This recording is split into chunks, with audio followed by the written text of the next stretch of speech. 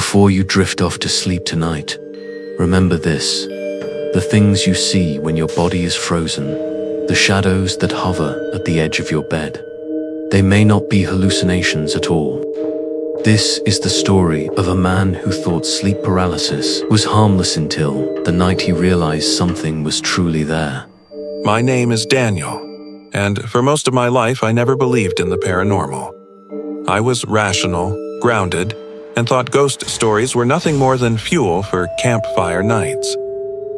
But what happened to me last winter, it changed everything. Started after I moved into a small apartment on the edge of town. It wasn't much, just one bedroom, a living room, and a kitchen that smelled faintly of old wood and dust.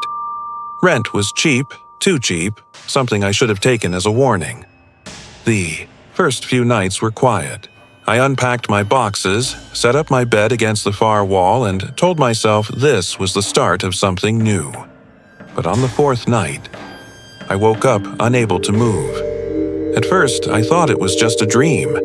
My eyes darted around the room, but my body was heavy, pinned to the mattress. My chest rose and fell shallowly as panic crept in, and then I saw it.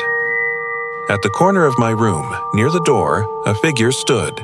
Not moving, not breathing, just standing. Its outline was tall and its head tilted slightly as though it was studying me.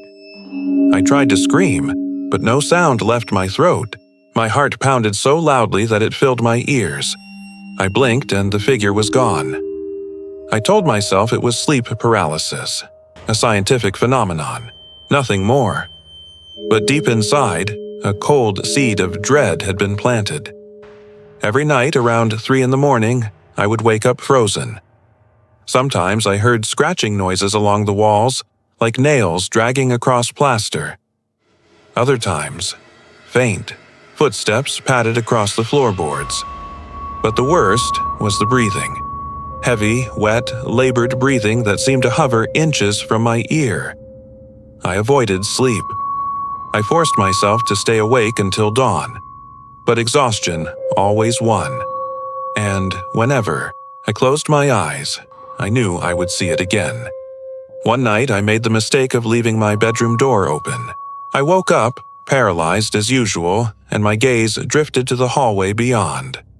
The darkness seemed thicker there, swallowing the faint glow from the streetlights outside. Then, something stepped out. Its body was unnaturally thin, limbs too long, fingers crooked like broken branches. It crawled along the floor, slow and deliberate, until it reached the side of my bed. I felt the mattress dip. Pressure pressed down on my chest, and then a voice, low, guttural, whispered my name. Daniel.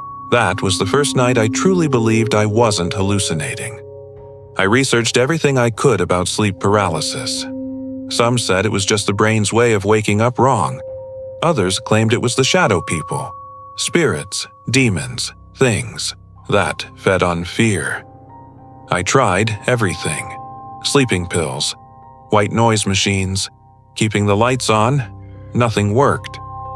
One night, desperate, I set up a camera to record myself while I slept. I told myself it was pointless, but I needed proof. Proof. I wasn't losing my mind. At 3:07 a.m., I woke up frozen again. My eyes darted to the corner of the room. The figure was back, taller this time, its head scraping the ceiling. Its face was featureless except for 2 hollow pits where eyes should be. I couldn't move, but my camera could see. It was still, recording. The figure stepped closer and closer until it loomed directly over me. I felt its cold breath brush my cheek. My vision blurred, but I caught a glimpse of its hand reaching toward my throat. The moment its fingers touched me, I blacked out. When I woke up, the sun was rising. My throat was sore, as though someone had gripped it all night. Hands trembling, I grabbed my camera and played back the footage. For the first hour, there was nothing but silence.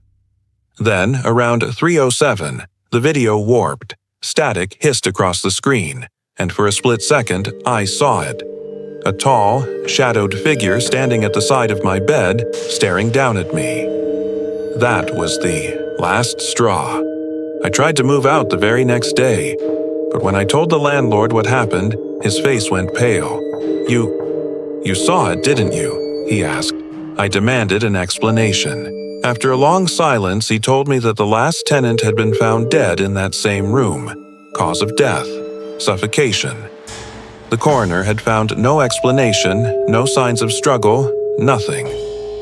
They said it looked as if something had pressed the air right out of his lungs. That night, I didn't sleep. I sat on the floor with every light in the apartment turned on, clutching a knife like it could protect me. Hours passed in silence. My eyelids grew heavy. And then, the lights flickered. One by one, the bulbs died until only darkness remained. I couldn't move. My body collapsed to the floor as paralysis took hold. My eyes darted around wildly, searching for it, begging for it not to be there. But it was. The shadow figure emerged from the corner, crawling toward me with impossible speed. Its hands gripped my shoulders, its face inches from mine. For the first time, I heard it speak clearly. Not a whisper, not a breath, but words. "You are mine now." Everything went black. I woke up in the hospital 2 days later. My neighbor had found me unconscious, lying on the floor. The doctors said it was exhaustion, a mental breakdown.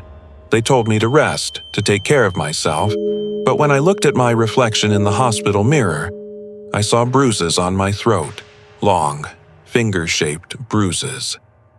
I never went back to that apartment. I left everything behind, and yet, even now, in a new home, a new bed, far away from that place, sometimes when I wake up in the dead of night, I feel it again. That same weight on my chest, that same presence watching me, and I know it never left. So, what do you think? Was Daniel just a victim of sleep paralysis? Or did something darker claim him that night? Comment your thoughts below.